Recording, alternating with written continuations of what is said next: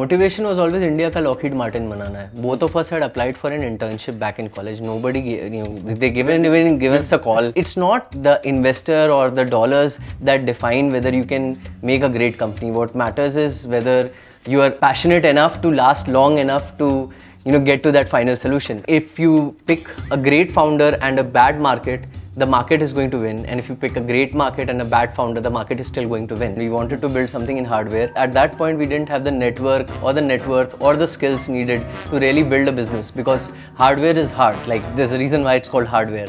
And to be honest, even I didn't know anything about those things. The infrastructure that we are using for furthering our manufacturing aspirations is still very ancient. A lot of it has been built by the British from pre-independence era, and we have been leveraging that by doing some jugaad here or there. We use very aggressive and modern ERP softwares in the software world, but when you look at manufacturing industries, the last best software was made 20 years ago. If you look at the drone space, we don't even make our own propellers. 95% of all motors in India for drone space are coming from one company called T Motors in China. A lot of our engineers, especially people who come out from IIT and IT BITS and triple ITs and in top engineering colleges, they want to adhere to their love of engineering, but somehow they all end up being some sort of category managers or programmers at social companies, e-commerce companies and the internet companies. The rocket scientists are moving arrow buttons. Anybody who's coming, they don't ask me ki, acha, is the founder going to run away? Like, my question would be, are you going to stay? If I don't do it today, somebody else would, and I don't want to be in a place ki yaar ye main kar leta to kitna acha rehta.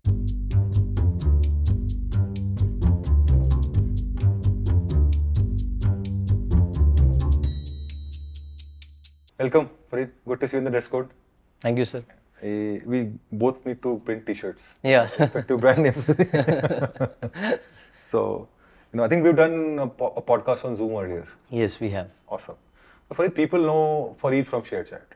And part of that was narrative about Farid from ShareChat. Right? Yes. Tell us about Farid from IIT Kanpur. So, Farid from IIT Kanpur was a robotics enthusiast, continues to be a robotics enthusiast, ran bunch of 17, 18 different robotics projects back there. Also participated in a Boeing program for building land rovers, for lunar rovers for use in their future space projects.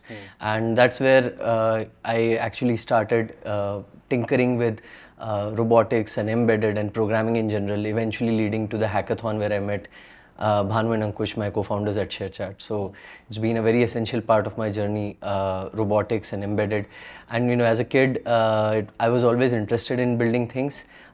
Just when I reached IIT Kanpur, it became very easy for me to really try out with my skills at that point to build something that moves on its own, that decides things on its own, and also own my skills as to figure out what can be done next, how the future can be built. Yeah, we'll come back to this, right? So basically what you're saying is the best talent in the country who are builders, who can build real things, somehow end up doing startups and, instead of moving stuff, they move arrows from here to there. So how does this, we'll come back to that. But, and you're teaming up with Bhanu again. Yes. A little bit about Bhanu also in IIT Kanpur. So in IIT Kanpur, Bhanu and I were wingmates. We used to live on the same floor, and the floor generally moves from one building to another as you graduate over the years. And during all those years, we had a few things in common, that we loved programming. In general, we loved making things. So phenomenal. And you were again teaming up with Bhanu. Yes. You had a break. January 2012 is when we first built a product together. We built a touch table. At that time, iPad hadn't been launched. Microsoft Surface was very new, and we built this touch table, like big multi-touch table, which eventually won the open hardware contest. And that's where the journey began, where we started feeling that maybe we can work on a lot more difficult things together. Eventually leading to a RoboCup team that we started in IIT Kanpur, and then meeting at running the hackathon, meeting Ankush, and eventually starting ShareChat over the next 3 years. So I was wondering whether you guys will start a neobank or a credit card company and probably raise $50 million as a seed round. And I was wondering, I've been wondering, while you were deciding what to do next. And we're like, yeah, ऐसा कुछ शुरू करेगा Farid, and we may or may not have a role to play. Right? So tell us, what are you now thinking of starting? So back when we came to India Quotient's office the first time in 2014 August, we wanted to build a defense company. Even back then, we wanted to build something in hardware, but we knew for a fact that at that point we didn't have the network or the net worth or the skills needed to really build a business, because hardware is hard. Like, there's a reason why it's called hardware. And to be honest, even I didn't know anything about those spaces. So yes, I think the ecosystem has evolved in a very huge way, which now opens the way, like that more harder companies, more scientifically oriented companies can be built. That wasn't the case early on, and you need to be aware of the trends that are catching up, and you accordingly should build for what the future would look like in 10 years. At that point, we knew that the future in 10 years will not look like robots everywhere. But today, we do believe that we'll see more of automation and robots in the general public space. And we got lucky early on this year with ShareChat, with the right team, and we felt that maybe it's the right time when we can start cashing on this new trend that we believe would appear within the next decade. So you're building real hardware. Yes. Phenomenal. I mean, tell me a little bit about what kind of problems you're thinking to solve this time. So when you look at the Indian ecosystem, like the Indian businesses, we almost have always talked about how services industry has been the largest sector, information technology has been very large, and manufacturing has been small. It has been growing, government has been putting a lot of effort to grow it, but for some reason the infrastructure that we are building all of these things on, the infrastructure that we are using for furthering our manufacturing aspirations is still very ancient. A lot of it has been built by the British from pre-independence era, and we have been leveraging that by doing some jugaad here or there and doing some backward compatibility with that infrastructure. And interestingly, all the new technology that is being built, whether in China, whether in US, has nothing to do with existing infrastructure. It pushes you to adopt new infrastructure, but that comes at a cost, and India is not ready to bear that cost. So I like the analogy, right? I mean, if you look at an e-commerce company, these guys, there will be like a lot of logistics companies, last mile, first mile, there will be payment rails, there will be marketing automation companies, there will be cataloging companies, so much of software and infra provided for a startup or any company in the tech world. Correct. But in the manufacturing world, practically, like, you just import some machines and that's about it. There are no local, like, problem solvers for you to say, okay, I'll take this piece of your problem, that piece of your problem. Manufacturing, that ecosystem is not there in India. Yeah, that ecosystem isn't there, but slowly it's building up. I'll give you a very simple example. ERP softwares, the ones that we use, we use very aggressive and modern ERP softwares in the software world. But when you look at manufacturing industries, the last best software was made 20 years ago. Yeah. And it's still adopted in India. A lot of people still use it. But for some reason, the Indian entrepreneurs or the new startup founders have not been able to find a way to think about these problems. And we believe that by going in the direction of building a hardware startup from the ground up, we will possibly be able to make a few more parts that we can give to other manufacturing industries also, not just solving the core problem that we are going after, but also solving the ancillary problems that everyone in the manufacturing sector. Fred, if you can share one example of, let's say, the problem that you would like to explore. So one of the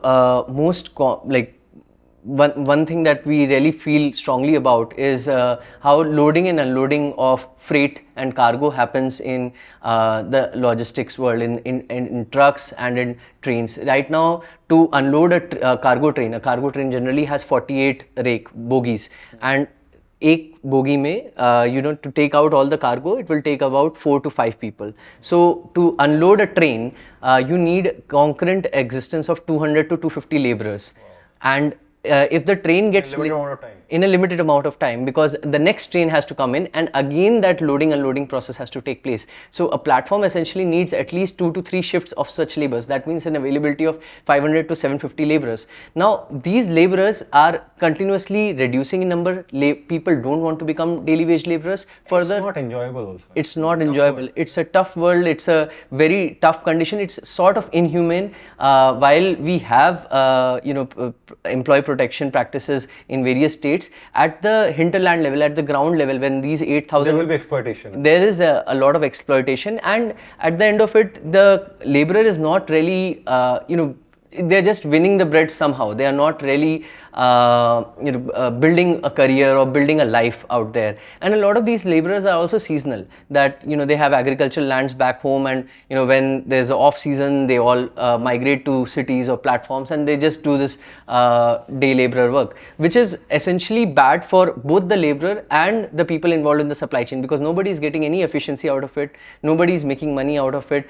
Maybe there are some negative elements who are unionizing these people, who are acting as landlords, who are acting as local politicians, who possibly are extracting value out of it, but everyone else is just losing money. And to go back to my example, if a train goes late by 10 minutes in loading or unloading, and another train is waiting, the entire stakeholders lose about 1 to 1.5 crores in just those 10 minutes. So imagine 8,000 trains in India.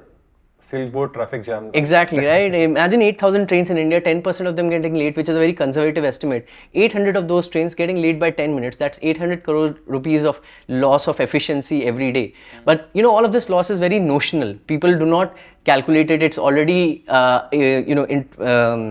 accounted for in their P&Ls. So if this efficiency is tapped, a lot of infrastructure will be able to deliver value which we have been missing. This is eating up into everyone's margins, but in a very not so apparent fashion. Sure. These are all hidden costs, and nobody is bothered to tackle them. Correct. So what would you build? You'll build a piece of hardware which will do this, replace or assist the laborer? Yes, at first it would start with assisting laborers, but eventually the goal is to make a completely autonomous system, because only then we can really convert these existing infrastructure into a very efficient infrastructure. Thinking of solutions which will be compatible with the current form of trains and bogies and all that. That's correct. That's what you're thinking. That's correct. Very interesting, phenomenal. And so this is very unique space, right? I know you very well, right? We've been brainstorming about what to do next, and I still wouldn't have guessed that this is what you will pick eventually. So very happy to see what you're working on. Very exciting.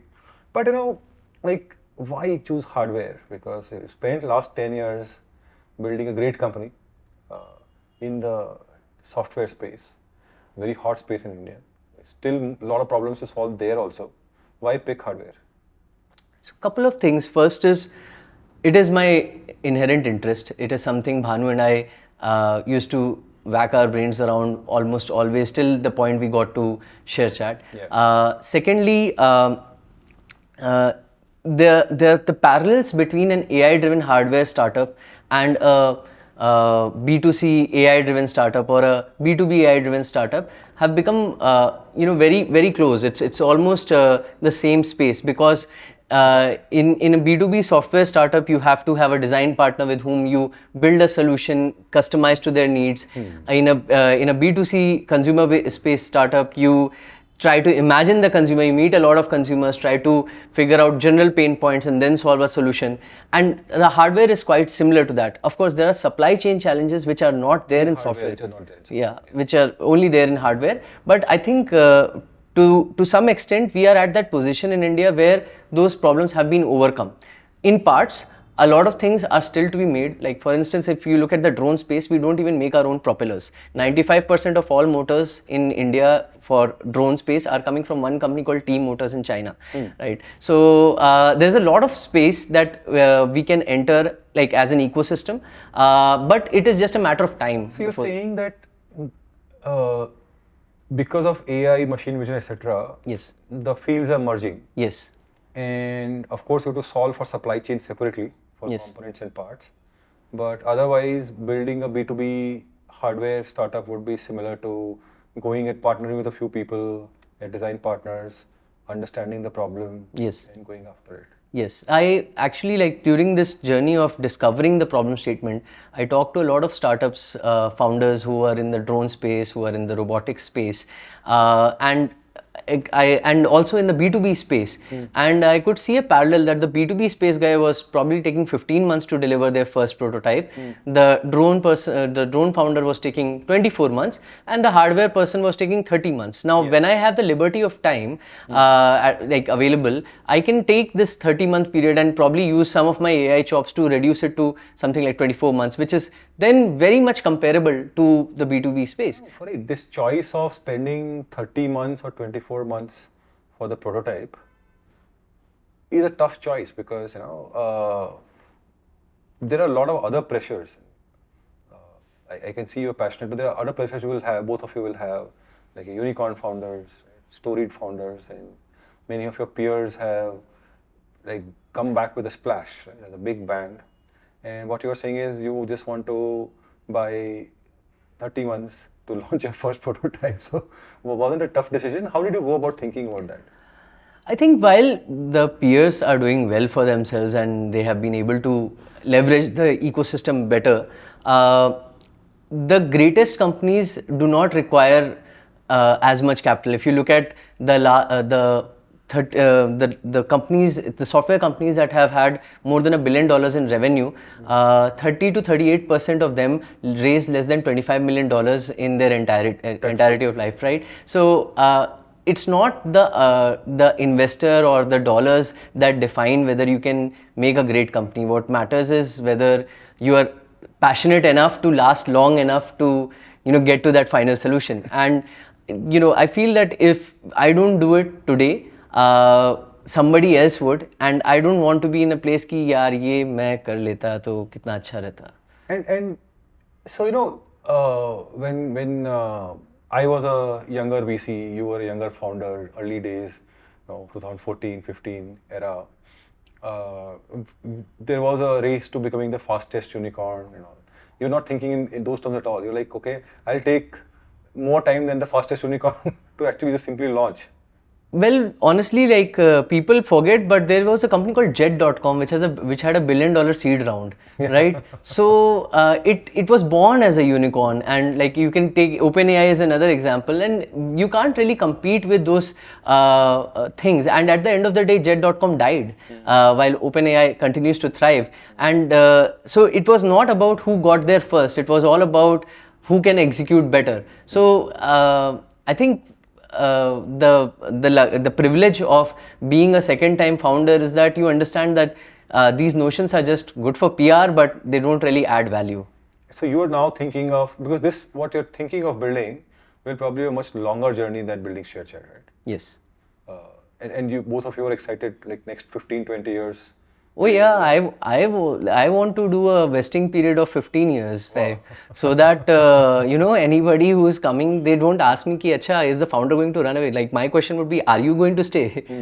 So that's true. Good choice. And so Farid, come back to you're working at hardware and AI intersection, right? But just while we were brainstorming. Last 12 months, we've seen ChatGPT being launched and hopefully solving some of your problems also. Good ecosystem is developed. But you could have also built simply within just AI, right? I mean, both of you are qualified to do that. And you could have skipped the hardware part. And that would have brought you in theme and something very exciting. But you still chose to say, okay, I'll use whatever is being developed in AI right now, but I'll still add hardware. So just last question around this, was ChatGPT a factor? Did it change your thinking, or you said I'll just stick to what I've been wanting to do? So, when you are building a new company, you imagine the next 10 years as to how the world is going to look like. And in our understanding, ChatGPT eventually will have the entire information of the physics of the world. And what happens after a bot has the understanding of the physics of the world, it starts influencing the physics of the world. And at that point, to influence the physics of the world, you have to embody it yourself. To build something. Exactly. So the embodied AI piece is going to be very big in 10 years' time. There's already some movement in the Silicon Valley around AI-based hardware.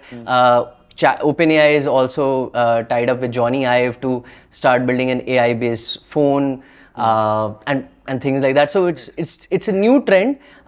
We just too early because the investors are yet to build a thesis around it. Yeah. But that didn't stop us at the time of ShareChat. That is not going to stop us I this agree. time either. So it must be like you're used to this, right? Yeah. You're used to investors not understanding. Yeah. So why do you need an Indian language social network? Like, Yeah, like, earlier when it's not just for investors, also for potential employees. Like when you reach out to people earlier with ShareChat, people used to ask, "Acha, send me some material." And, for us, it was very apparent, "Ki, yaar, dikh raha hai." But we had to write down material so that people understand it. And I'm seeing the same thing today, that people who have spent 10-15 years in robotics, in electronics, in building firmware, or are VCs, have invested in great companies like Grey Orange, etc., are still having the same question, ki send me some links. And I'm like, boss, you are an analyst, it's your job to figure out, right? Like, but theek hai. Farid, you and Bhanu would have done brainstorming, right? Who were the other people you worked with?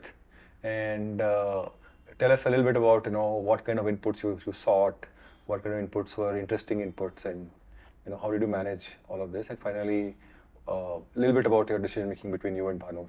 Okay, finally, this is what we'll do. Sure. I think Ankush was our greatest sounding board for everything. At the end of the day, when we would face a dilemma, he would be the first person who I would go to. Ki yaar, ये अब ऐसा situation आ गया, I have all the data, but I'm not able to take a call, and he would help us, guide our thought process in the right direction. So he's always been that number one supporter we've had. Of course, you, Madhukar, Mayank from Elevation, Dev from Lightspeed, they've also been very helpful. But then thinking about the problem statement, I think the way we started, and I think a part of it is because I have some exposure as an angel also, that if you pick a great founder and a bad market, the market is going to win, and if you pick a great market and a bad founder, the market is still going to win. So the most important thing was to figure out a market. But in hardware, essentially what we saw was that it's not just about market feasibility and technical feasibility, it's also about supply chain feasibility. It's not just about a demand. Exactly. Might be there, but you might not be able to deliver. Exactly. So I talked to a lot of founders in the drone space, in the defense space, in the hardware space, people like Atomberg founders, Grey Orange founders, and tried to figure out how they solved their supply chain problems. Actually, this idea of looking at supply chain also came from discussions with these people, because the biggest challenges they were facing were either around financing, or around financing in the case of drones, or supply chain in the case of VC-backed startups. So, and I think you're right. Finance is another angle to solve when you're building hardware, right?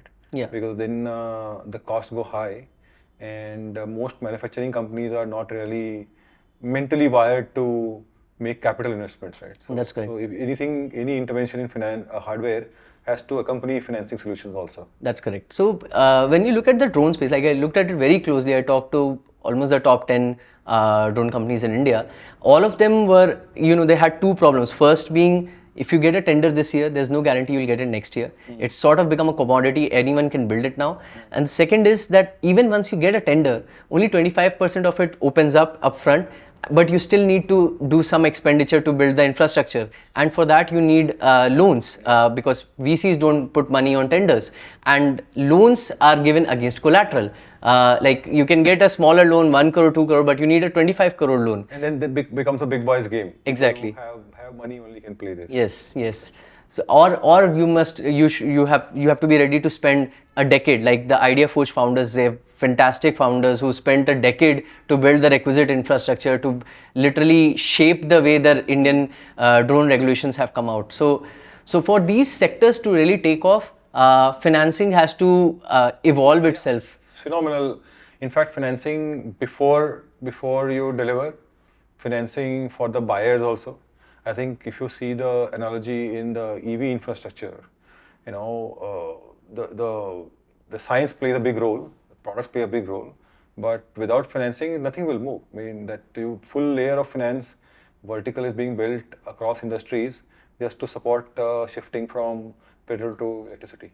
Yeah, that's You true. need to build everything. Yeah, I looked at the heavy earth machinery space also closely, and I figured that We actually wanted to make autonomous heavy earth machinery, Oh. but Like a JCB. like a JCB, but a driverless JCB. And we figured that we talked to some 15, 20 contractors that none of them want autonomy. And some of them who do want autonomy, they want it so that they can replace their drivers, because drivers are involved in stealing fuel.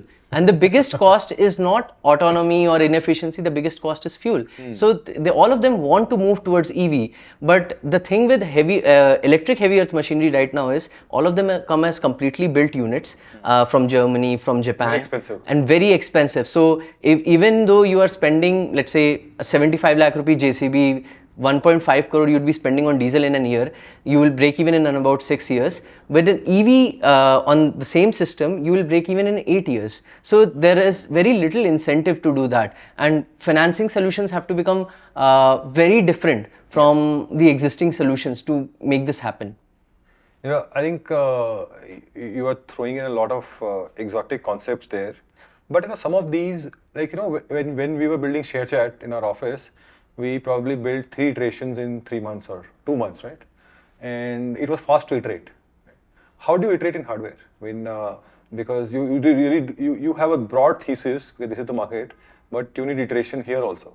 So how are you doing that part? Is it just idea level iteration, or are you planning to iterate with real products also? So I think the fastest way to so I read a lot, like last 1.5, 2 years I've been reading a lot, especially MTech and PhD books around mechanical engineering and robotics. But there's one individual called Tony Fadell who has this book called Build. And he was the primary designer other than Johnny Ive for the iPod and the iPhone.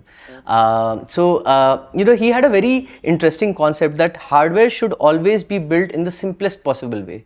If do not build a complex hardware for a simple problem.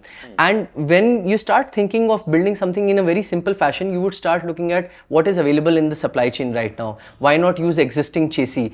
Another really important example that you can look at is Tesla. That the first car they made, they used a chassis which was not designed by them. They used a Mercedes chassis. They bought a Lotus Elise shell on top of it, and they patched it together to make their concept really work. And then over time they figured that this part of the supply chain is very costly. It's not as efficient. We are better off making it ourselves. And so you divide the problem into things that you can iterate regularly and things that you can assemble very quickly.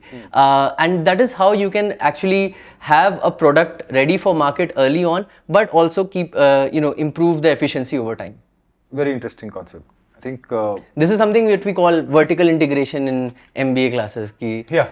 So you're saying that you'd ideally like 80% of your components to come off the shelf. Yes. Available supply chain. And the remaining, whatever is specific to your use case, you'll want to design. Yes, and hopefully as we hit scale, we'll be able to design you can change the better equipment for our own product. And I think slowly India component space also is developing in that direction. That's correct. Particularly EV chassis is available now. That's correct. That's correct.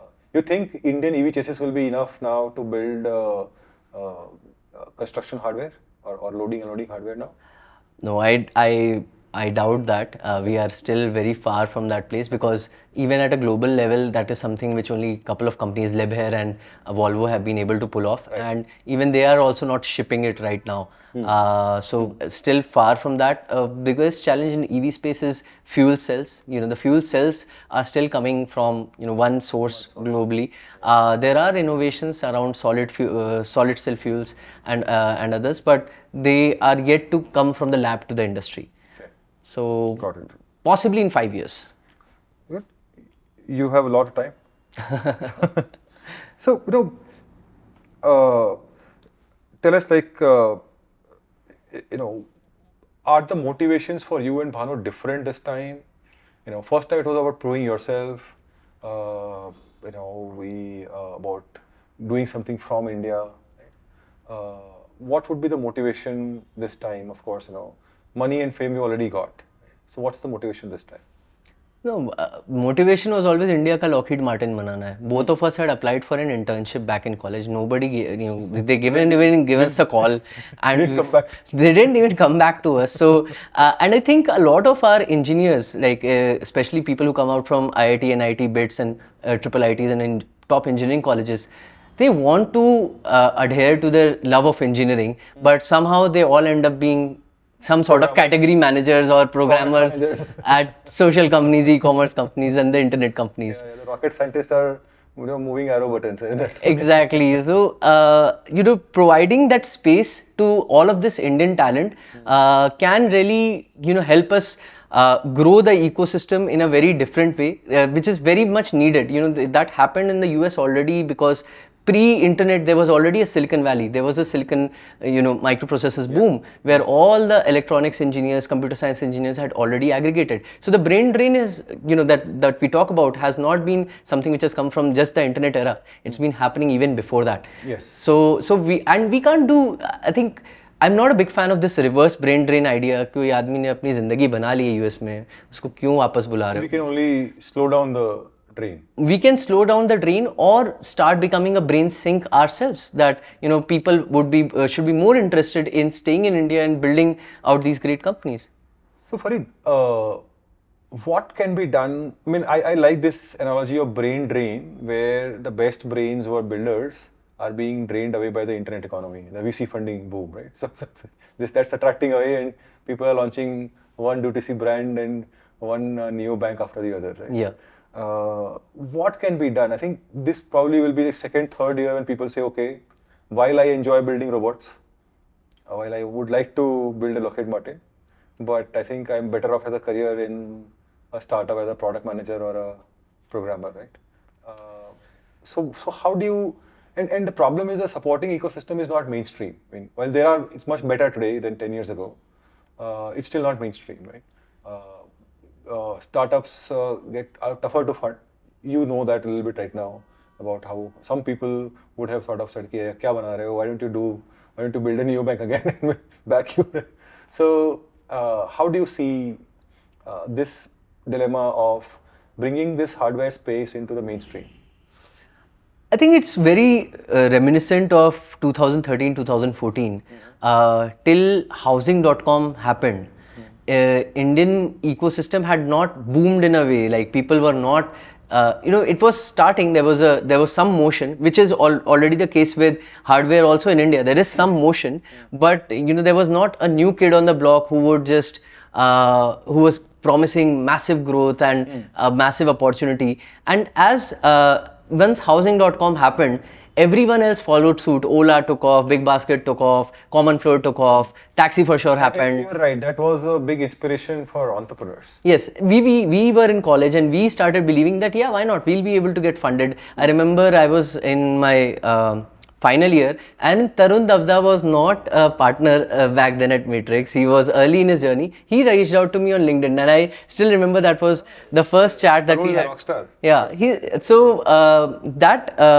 that thing has started to happen with hardware. We just need a few great examples to educate the market. And honestly, hardware startups have been tried from IITs, from NIT, from BITS, from all these places.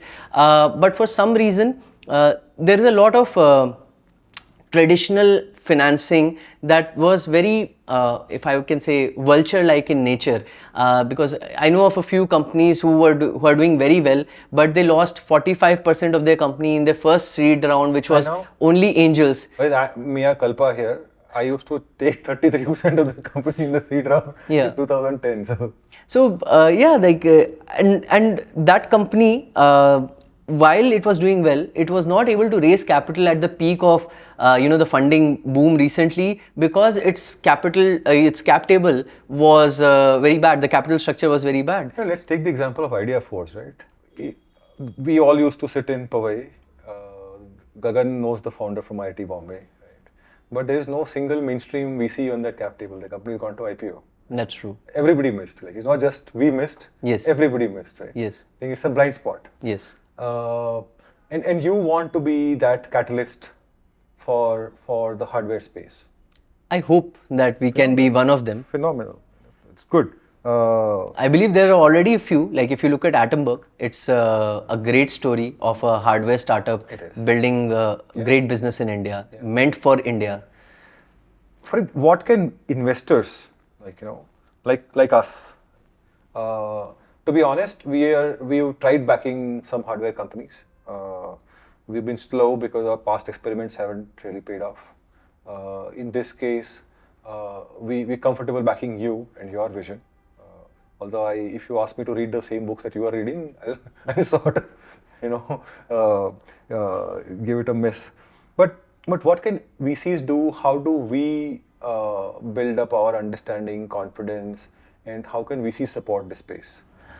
I think the simplest thing is that you make maybe a few VCs can come together to provide tinkering infrastructure, like how we used to have incubator. Like when we were incubated at India Quotient, the tinkering infrastructure we needed was a table and 2 chairs and a good internet connection. But a hardware startup may need some more things, but those some more things, when distributed over 30-40 startups, is good enough to at least fuel 3 great companies out of there. So one is definitely that. Okay. Two, you need this in the city, in the heart of the startup ecosystem. Yeah, two, I think like this was again something I was reading very recently, that if you want to build 100 million revenue, you can go in variety of ways around it. You can hunt rabbits, you can hunt deers, or you can hunt elephants.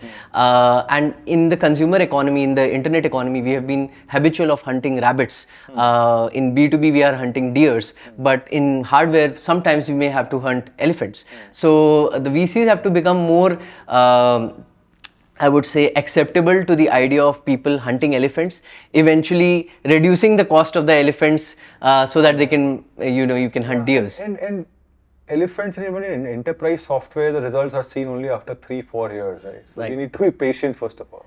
But isn't that the same case with hardware, that you need 30 months of... That's what I'm saying. So in hardware, you need to bring patience to the fore. But I think you would have been working with First Check also, right? Maybe initially like First Check probably need to gear more towards the hardware space, right? To bring that into the mainstream, right? Support. And I think hardware talent is probably not just restricted to IITs, right? Yeah, that's wider spread. Yes. Bigger pool of talent there. That's correct. There. That's correct. So Farid, you've chosen something, right? But I'm sure that you probably had like 12 months of brainstorming and would have thought of many other ideas also. Just to want to take a peek into your brainstorming and into your minds, what are the other ideas that you thought of? Give us some wacky ones. And any particular idea that you want to go back to maybe after 10 years, 5 years? Sure. So, Bhanu and I listed down 6 broad spaces that we wanted to that we can work on. One of the craziest space was nuclear fission reactors, because we actually started looking at the US stock market and figuring out what are the top 100 companies by revenue, by profits, and we were consistently seeing energy companies pop up. Of course. So, and we started believing that maybe in India there is a need for building a new kind of an energy company. So this was one of the wacky spaces, but we figured that when you're building, you need a circle of competence, and definitely nuclear fission is not our circle of competence. So we decided not to pursue that. Another one was space. Like if we can do launches or satellites, but again we figured we are better off writing code than designing satellites, because that's a lot more precision engineering than what I would possibly do in low-cost industrial automation. So these were 2 spaces we evaluated very closely, talked to a bunch of great founders, almost got to Elon Musk to discuss, but then at some point decided, nahi yaar, nahi karna hai ye. Elon Musk is a shareholder now, I believe. Yes, he is. Yeah. Do you hope to reach out to him at some point? Once we have some PMF, yes, definitely. Yeah, I think. But talking about Elon, right? Was that an influence? He shifted from software to hardware and to space. I see similar choices. Elon and others have spoken about nuclear fission as the solution to world's problems. Right? Was that an influence into how you were thinking or inspiration? I think yes. All of these people, once they talk a lot on the internet, so obviously you get bombarded with the information they are thinking about. So there's definitely back of the mind influence. But then when you look at Mark Anderson's great essay, "Software is Eating the World," there's only a point till which software can build better software. At some point, software will start eating hardware, and that was definitely one inspiration. The other, of course, as you mentioned, Elon Musk, one of the things he's talked about, that if you want to make money, you go to the internet economy. But if you want to build things, you go after your passion. And that's how he transitioned, like at least that's what the biography and the podcast say, that that's how he transitioned from Zip2 and PayPal to eventually SpaceX. So and yeah, money wasn't very easy for him in Tesla. It took Yes. a long time, too many twists and turns to happen. yeah, but that is a very large money. PayPal and Zip2 provided him that 200 million Provides the initial seed capital to get like the to propel both the companies, SpaceX and Tesla. Farid, so let's talk about this inspiration part, right? Whenever we try to mention people who inspired us, we usually mention people from the Silicon Valley, Elon, and these kind of people, right? Are there any founders in India who you admire, who look up to, and take inspiration from? Absolutely. Srinath from Zetwork, Manoj Meena from Atomberg, and there's one individual, Mr. Saraf from Technocraft Solutions. It's a very old company. He graduated in 1970 from IIT Bombay, and he's one of the authorities when it comes to building hardware stuff like motors and stuff for India. Like there have been a lot of defense projects that company has worked on. They have like multiple factories in China, India, Germany. So these three people, top of my mind, and of course Samay Kohli from Grey Orange. Yeah.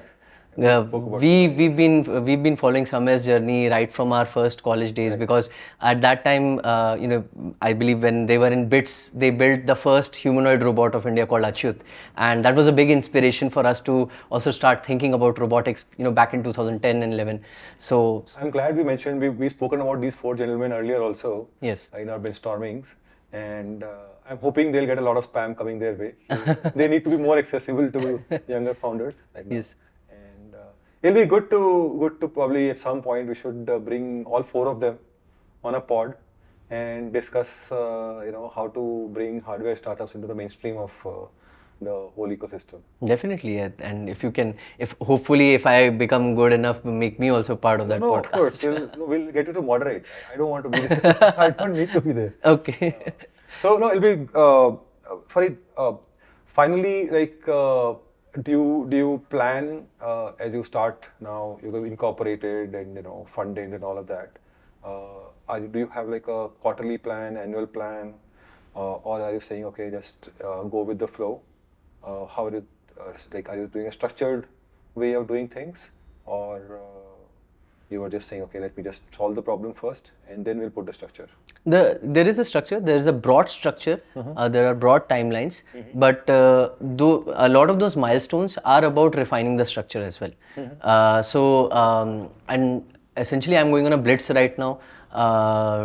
Recruiting, interviewing, learning, talking to a lot of partners. Today I'll be visiting a big storage facility for commodities, just trying to understand how freight moves in trains.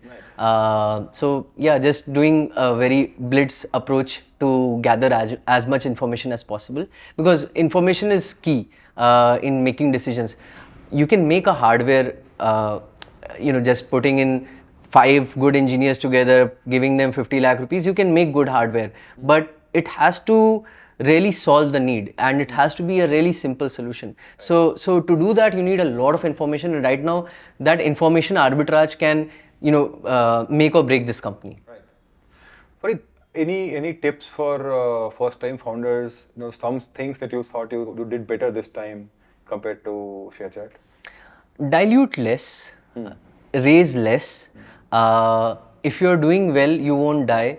Good companies don't die because they did well and they ran out of capital. The market always backs good founders, and always think of your first round or any round as your last round. And this was a principle that we followed in ShareChat.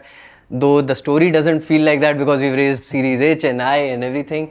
But this was a constant principle that अब ये round raise कर लिया, this is last round, इसी में company बनानी है. So I'll stick to that principle that always think of every round as a last round. Phenomenal. Thank you so much. That's a good note. I think this is the thing that we need to end on. Yeah. Right? Pleasure hosting you, Farid. Thank you, Anand. We'll Thank you, hopefully see you very soon again. Maybe with a working prototype. Or Yeah. maybe with some more details about what you're building. Awesome.